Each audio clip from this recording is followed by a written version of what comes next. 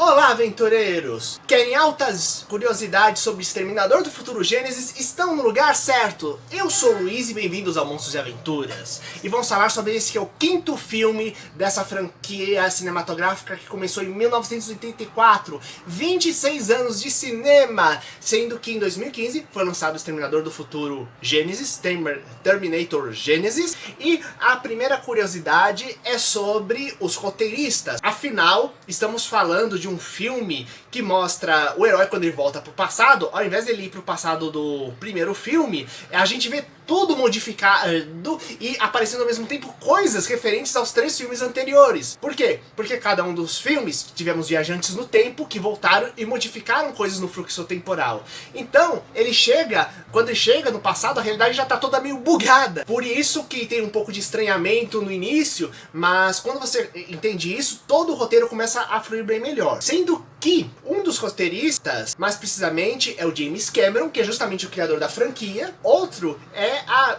Anna Gale, que é simplesmente ex-esposa do James Cameron, mas que fez vários projetos diferentes com eles. E, inclusive, tem um projeto próprio do qual ela pegou e participou, que é o Virus, de 1999, uma ficção científica de terror, no qual temos justamente um vírus de computador alienígena que possui máquinas, e essas máquinas se mesclam com pessoas, criando super monstros grotescos, e os protagonistas eles têm que sobreviver, justamente no navio que está no pôster da história, né?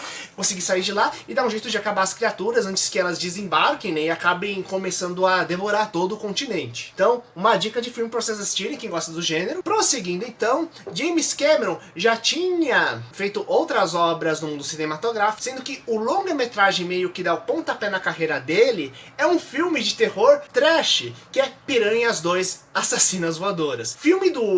Continuação do filme Piranhas, que o filme é esse sobre um ataque de um grupo de piranhas a um grupo de banhistas, e que chegou a ter o remake, que é o Piranhas 3D, sendo que ele fez a continuação do filme original, no qual temos um grupo de piranhas mutantes que voam para atacar e devorar as pessoas. Prosseguindo então, lembrando que se você está curtindo, lembra de dar o like aqui embaixo, inscrever-se e clicar no sininho para receber as notificações. E agora falando sobre Arnold Schwarzenegger, o grande ator do filme e mais precisamente de quase toda a franquia. Ele, no primeiro filme, o James Cameron chamou ele para ser um consultor relacionado à questão de armas, postura, interpretação, justamente do vilão do Exterminador do Futuro. Só que ele ficou tão empolgado com o Arnold que acabou chamando ele para ser o vilão. O Arnold, ele falou pro empresário dele, o empresário disse que era uma péssima ideia, porque já estava famoso por Conan, né?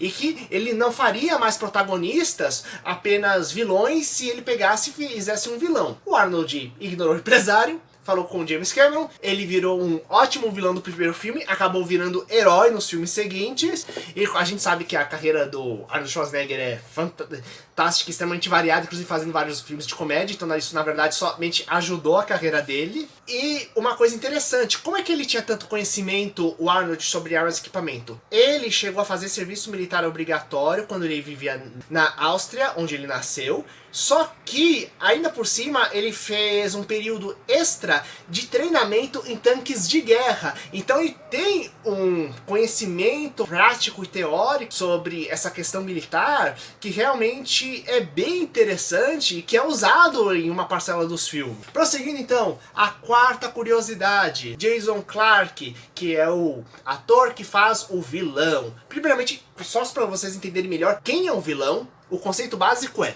a gente sabe que tem aqueles robôs de metal líquidos que são raríssimos, meio que foram poucos produzidos pela Skynet, porque devem ser inclusive super difíceis de serem criados, e no futuro um deles meio que devorou e absorveu o corpo e cérebro do John Connor, o líder da resistência. Isso pouco depois da Skynet ser destruída. Então ele volta para o passado e durante anos ele secretamente ele prepara para surgir a Skynet, só que criando logo de cara toda a super tecnologia de robôs de metal líquido. Afinal, se os robôs tradicionais já pegaram e quase exterminaram a humanidade, imagine se surgisse logo de cara um exército de robôs de metal líquido. Ia ser do tipo meio que o triunfo quase instantâneo da Skynet. E esse ator, o que ocorre é que ele fez um herói em um filme, mais precisamente no filme A Maldição da Casa Winchester, no qual ele faz um psiquiatra que é enviado para avaliar a saúde mental da multimilionária da família Winchester, que é responsável por uma mansão gigantesca e herdeira de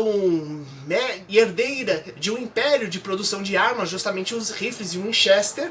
Só que ele descobre só que à medida que ele vai conhecendo a história da casa e a história da família Winchester, ele começa a descobrir também grandes segredos envolvendo os fantasmas da mansão, né? E uma coisa bem interessante é que isso acaba meio que falando um pouco sobre a história dos Estados Unidos, né? E de como foi a importância da arma Winchester em determinadas guerras lá dentro. Então, quem quiser ver ele fazendo o vilão do Exterminador do Futuro aparecendo como herói, e dessa vez num filme sobrenatural, conselho, né? A Maldição da Casa Winchester. Por fim, mas não menos importante, por Luiz, porque se chama Gênesis o filme. Gênesis tem duas origens.